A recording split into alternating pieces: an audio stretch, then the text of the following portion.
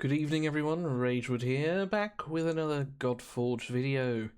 It's Friday, so you know what that means, it's time for Friday leaks. Now as the saying goes, a wizard is never late, nor is he early. He arrives precisely when he means to. So without further ado, let's get into it.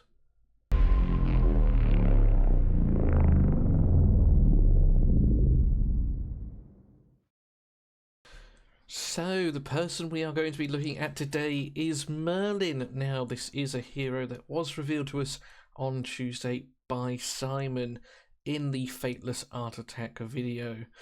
So, if you're interested in all the other stuff that dropped, you can either go check out my video or you can go check out the Fateless one directly. Now, whilst this isn't exactly a new leak, we're going to be taking a look at the sort of the process from start to finish, from the original sort of mood board all the way up to the finished article that we have now.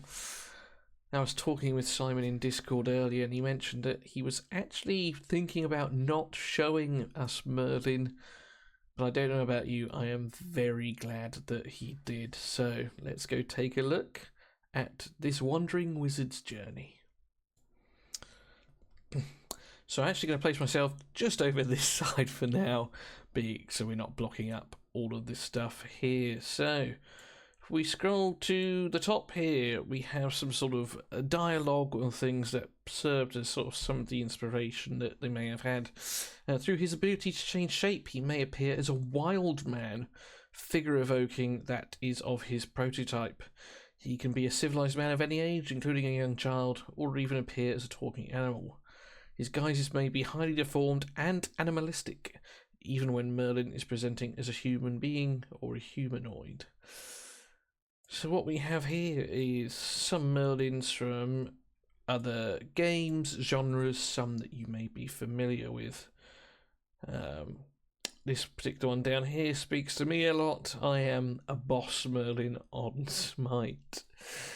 But as you can see, we've got this sort of wandering man look here. This looks like it's from Vikings, probably, something like that. I do recognise this one too, couldn't tell you where it's from though. Scrolling down, we see some of sort of like the weapon details and things that they were considering as well. So we have this sort of, I can't zoom in anymore, but hopefully you can see it. This sort of very colourful axe. We then move on to sort of like a scepter that they have here. This looks like stuff from Diablo 4, so it's sort of like mage weaponry, if you will. Same with the celestial steed that we have here. And some sort of traditional, I say traditional, as if I know what a traditional wizard outfit looks like, but some stereotypical wizard robes. Moving along to this side, we have some general mage sort of archetypes from other things. You've got Eve. Now, not all of these are necessarily medieval. Obviously, Eve is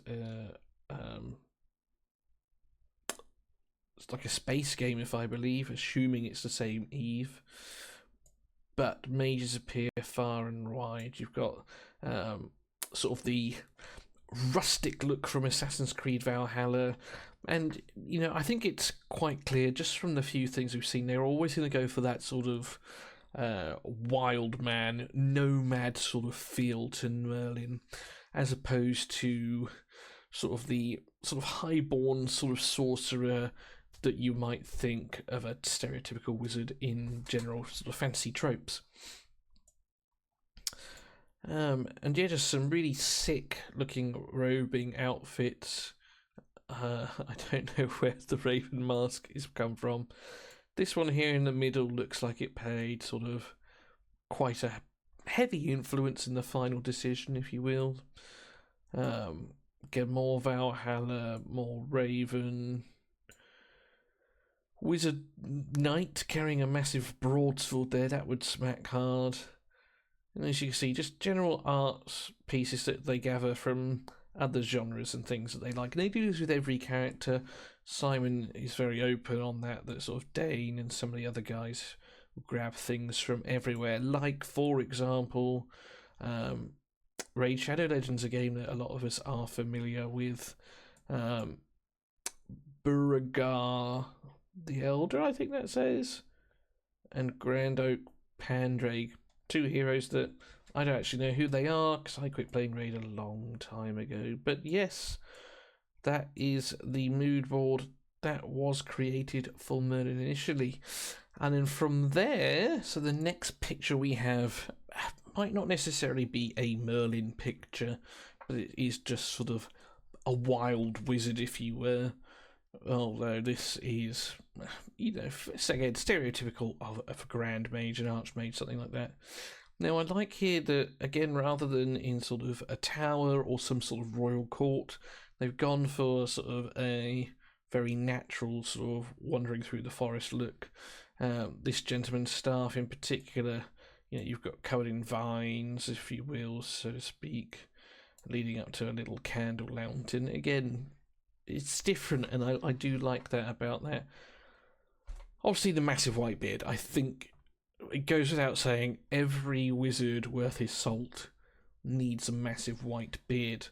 So you can tell he is obviously very wisdomous in his wizardry. Hooded robe, again, not something that they've got in their particular Merlin. And I'm not against that either. I like what they've done here. It's obviously got his wizard book and his marked page.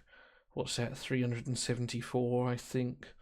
And yeah, just down here, it's got like a braid, maybe like a key or some sort of trinket at the bottom there. But again, this would have played well into the finished product that Fateless have created. Picture number 3 then. Now this is sort of, as they're at that point where they've sort of settled on a look and they're just sort of exploring various ideas, hence Merlin Explore. Now they've got two sort of concepts here, as you can see. On the left hand side we've got a more green sort of summery Merlin, sort of that plays into sort of the Avalon tropes that they're going for, that sort of druidic, sort of Celtic vibe. Now, this isn't the one that they actually settled on in the end. They did actually go for the purple one, but I have to say I don't hate the green that we've got here. Sort of the leaves sort of over the top here. And perhaps ultimately that's why they didn't go for this one sort of thing, because it is very druidic rather than sort of archmage. He does have the beard, it's not below his waist, so this is obviously a very young, less wise Merlin. But I do like sort of, again, the sort of rustic feel, if you will. You've got the cloth braces sort of wrapped in vines. He still has his rune book, his sort of soul guide lantern, a couple of scrolls here. Cloth ear sort of draping over the front. Probably just padded trousers and boots, again, sort of covered in vines. Now, sort of spoiler alert, as I mentioned, they do eventually go for this purple sort of colour here. So you've got sort of like the raven sort of shoulder pads. And I described in an earlier video, it's very similar to sort of like a medieval look in World of Warcraft. But again, very similar.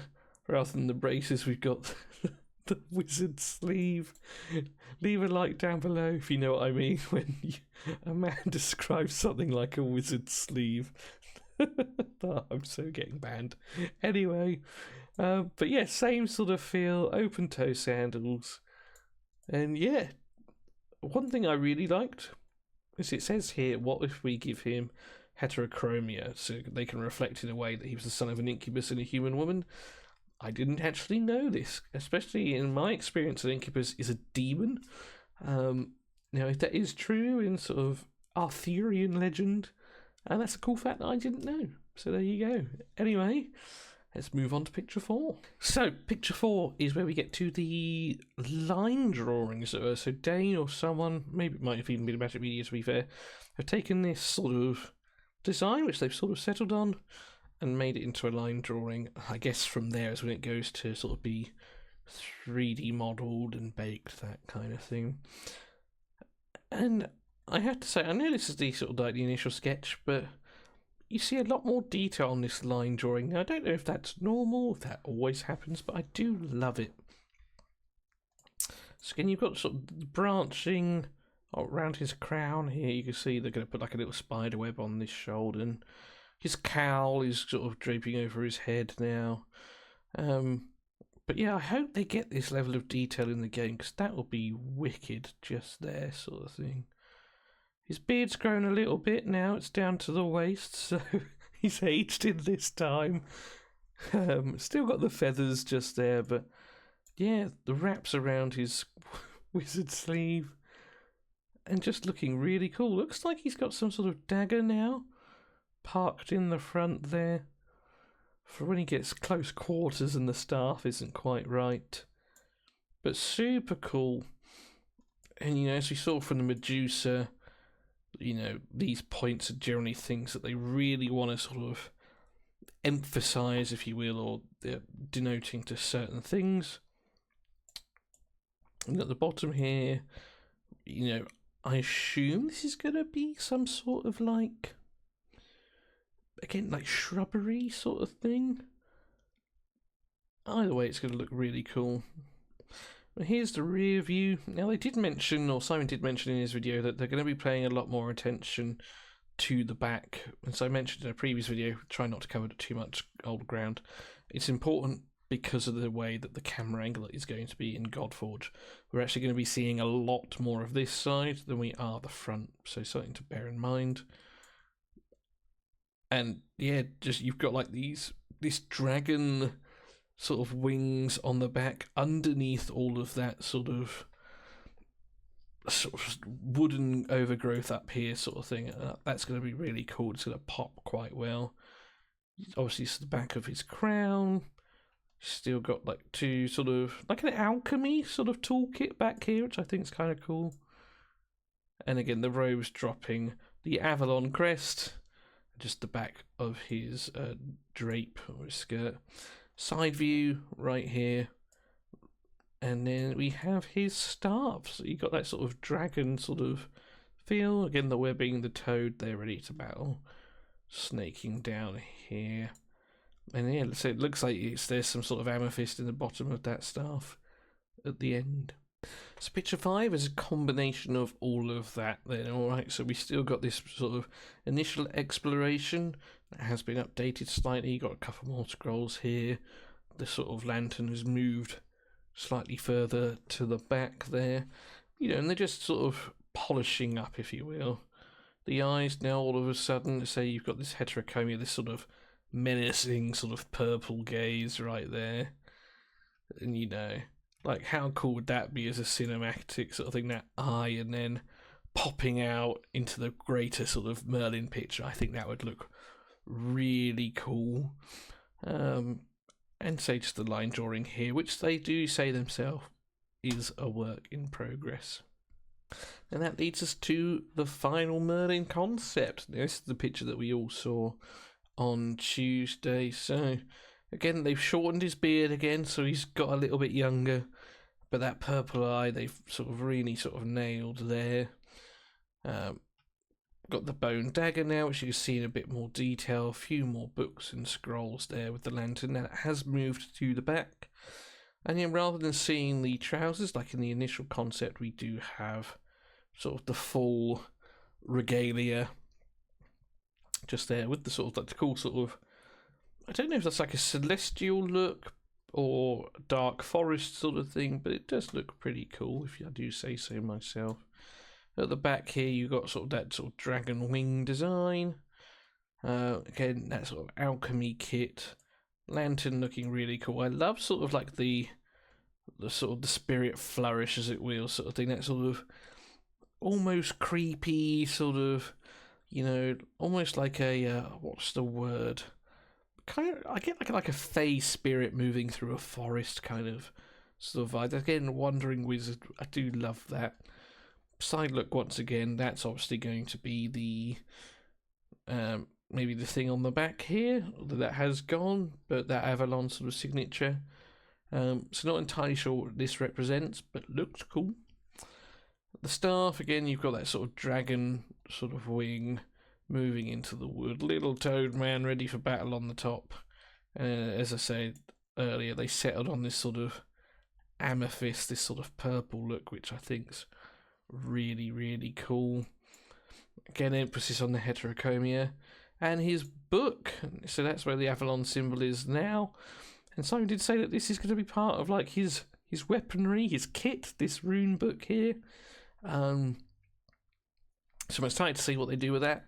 Not that I want to bring in another game, but in Smite, Merlin actually has sort of like 3 forms that he moves in. He has like a lightning sort of skill set, a frost skill set, and a fire skill set, to sort of emphasise his mastery of magic as a whole.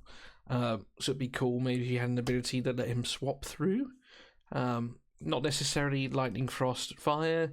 You could have some sort of like illusion skill, if you will. The fact that he was, it says that he was able to almost like wild shape, I suppose, sort of thing. Something like that would be pretty cool. As well as sort of like an all-out destructive force, like D&D casting fireball, like other wizards. But there you go. That was this week's sort of spoilers. So thank you once again, Fateless. I haven't actually said it at all in any of my videos, but I do want to thank you for sort of sharing this info with us CCs.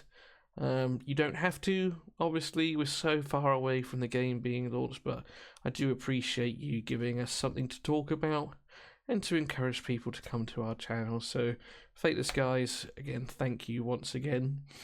And yeah, that brings us to the end of this one. Look after yourselves, alright? Take care. Work hard, but as always, play harder. And I'll see you in another one soon. Cheers.